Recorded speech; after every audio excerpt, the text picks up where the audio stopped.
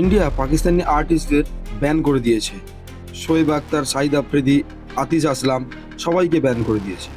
এছাড়াও import and এক্সপোর্টকেও ban করে দিয়েছে। ইউটিউব, ইনস্টা সব বন্ধ। আমরা আগে পাকিস্তান থেকে সিমেন্ট, ড্রাই ফ্রুট নিতাম এবং বদলে চিনি, সবজি, ওষুধ এক্সপোর্ট করা হতো। এখন সেটাও বন্ধ করে দিয়েছে ইন্ডিয়া। পাকিস্তানের 30% লোক ইন্টারনেট ব্যবহার করে, সেখানে ইন্ডিয়াতে 70 কোটি লোক ইন্টারনেট ব্যবহার করে।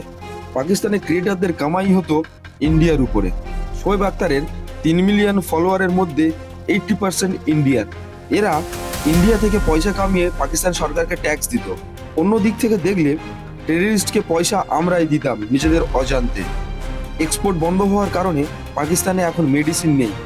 শাহিদ আফ্রিদি বলেন, এলওসিতে ইন্ডিয়া নিজের লোকেদের মেরেছে।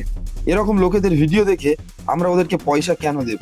একদিকে আমাদের ভারতীয় সেনারা পাকিস্তানের সাথে যুদ্ধ করছে, অন্যদিকে আমরাই পাকিস্তানের ক্রিয়েটারদের গান শুনছি। এটাই সঠিক সময়, সবাই জেগে ওঠো। এই ভিডিওটি যতটা পারো শেয়ার করো। জয় হিন্দ, বন্দে মাতারম।